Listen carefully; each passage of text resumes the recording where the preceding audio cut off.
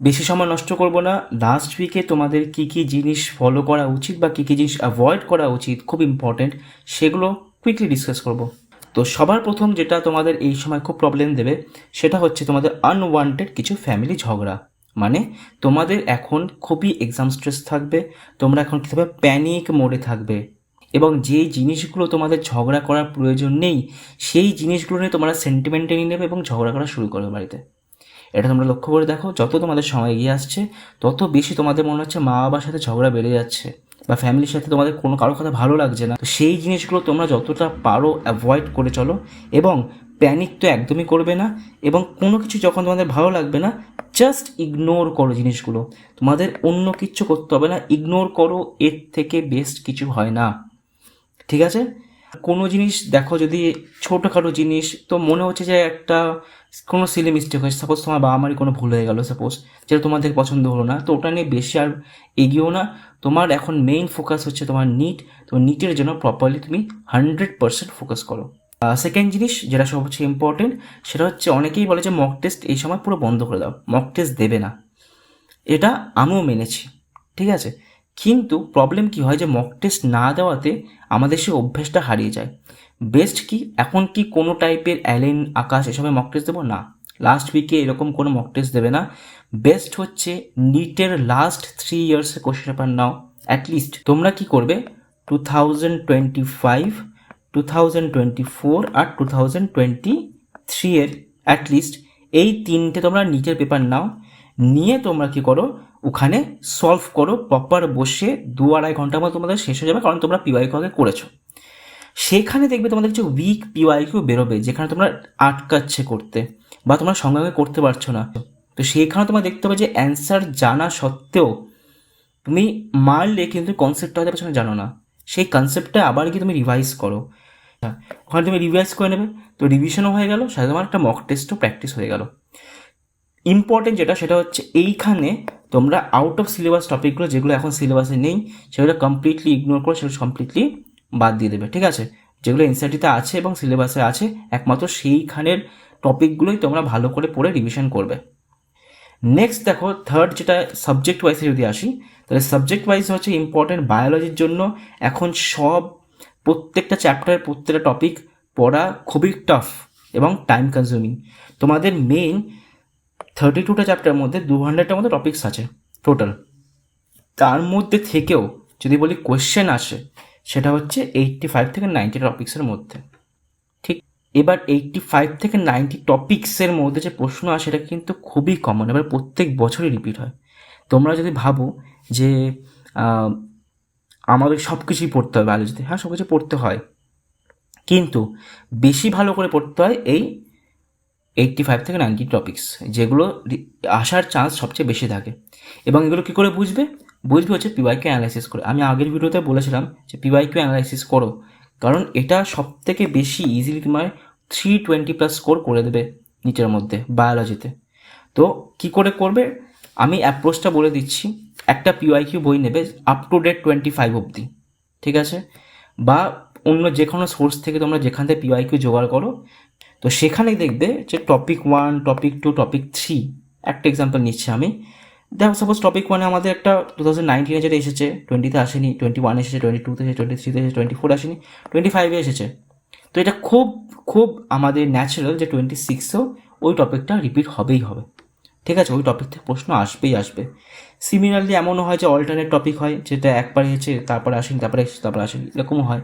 কিছু কিছু টপিক হয় একবার আসলো তারপর আর 2বার আসলো না, ঠিক আছে? তো সেই টপিকটা খুব কম চান্সে আসবে, আবার আগেরবার হয়তো এসেছে কোশ্চেনটা, তো এই বছর সেই টপিকটা কোশ্চেন নাও দিতে পারে। এই জিনিসগুলো তোমাদের লক্ষ্য করে শুধু সেই টপিকগুলো পড়তে হবে।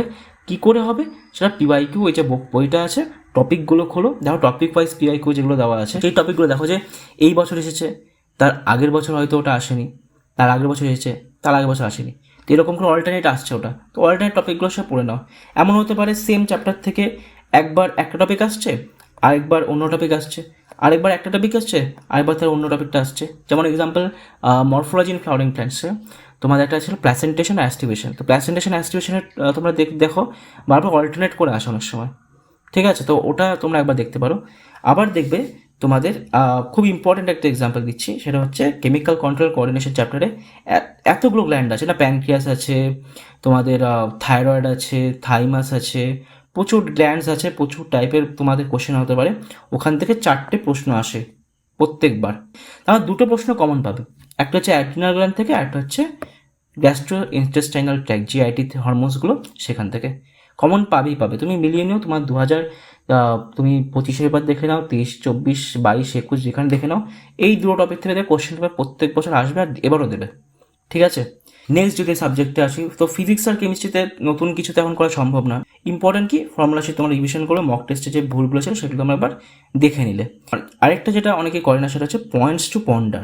এনসিইআরটি ফিজিক্স বইয়ের পয়েন্টস টু পন্ডার পেছনের চ্যাপ্টারে কিছু পয়েন্টস টু পন্ডার দেওয়া থাকে, যেখান থেকে তোমাদের স্টেটমেন্ট বেসড কোশ্চেনগুলো আসে। এবং ফিজিক্স এবং কেমিস্ট্রি দুটোতেই কিন্তু স্টেটমেন্ট বেসড কোশ্চেন অনেকটাই তোমাদের বাড়িয়ে দিয়েছে। ঠিক আছে, অ্যাকচুয়াল সলভিংয়ের থেকে।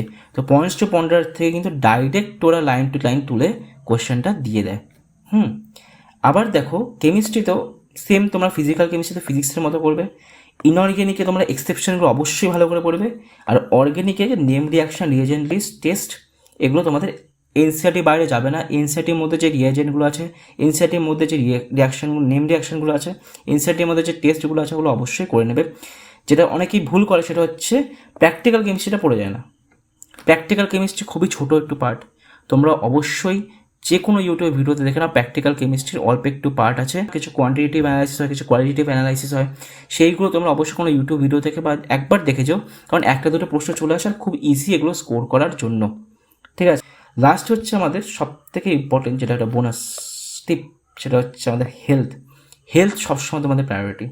হেলথ যদি তোমার ঠিক না থাকে, তোমার পরীক্ষায় গিয়ে পারফরমেন্স ডাউন হবেই।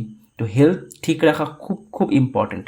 একদম হেলথ নিয়ে কম্প্রোমাইজ করবে না। তুমি সারা রাত ঘুমাচ্ছ না, ঘুমিয়ে একদম পড়ছো, কত বড় বিদ্যার্থী দেখে তোমার কোনো লাভ নেই, কারণ পরীক্ষায় তোমার পারফরমেন্স ডাউন তাহলে হবেই। প্রপার এই কয়দিন, অ্যাটলিস্ট এই লাস্ট উইকটা, এই 6 থেকে 7 দিন, 6 থেকে 8 ঘন্টা প্রপার স্লিপ নাও। কোনো রকম উল্টোপাল্টা জাঙ্ক ফুড তো খাবেই না, কারণ একবার যদি তোমার পেট খারাপ হয়ে যায়, এমন কিছু হয়ে যায় যে পুরো দিনটাই তোমার নষ্ট হয়ে গেল, তোমার 24 আওয়ার্স কিন্তু তোমার ওখানে শেষ হয়ে যাবে। পরীক্ষার আগে এইটুকু সময় আছে, তার মধ্যে দিয়ে এক ফোঁটা সময়ও নষ্ট করার কথা ভেবোই না। ঠিক আছে, আর লাস্ট কিছু ইম্পর্টেন্ট, প্যানিক একদম করবে না। ঠিক আছে, সবার জন্য সেম পেপার থাকবে, কারোর জন্য বেশি হার্ড, কারোর জন্য বেশি ইজি তা নয়, সবার জন্য সেম লেভেলের কোশ্চেন পেপার হবে। যত টেনশন কম নেবে, যত প্যানিক কম করবে, তত বেশি তোমার পারফরমেন্স বুস্ট হবে। ঠিক আছে, আর লাস্ট নট দ্য লিস্ট, जो होगा দেখা যায়গা। একদমই ভাববে না কি হবে না হবে, এই হয়ে গেছে সেই হয়ে গেছে, আমার কি হবে যদি এবার না পাই, কি হবে ওইবার না হবে, এইসব ভেবে কোনো লাভ নেই, যা হওয়ার হয়ে গেছে। মাথায় প্রচুর উল্টোপাল্টা চিন্তা আসবে, ফ্যামিলির প্রেশার আছে, জানি সব কিছুই আছে। তো অত কিছু এখন ভাবলে কিছুই লাভ দেবে না, যা হবে দেখা যাবে।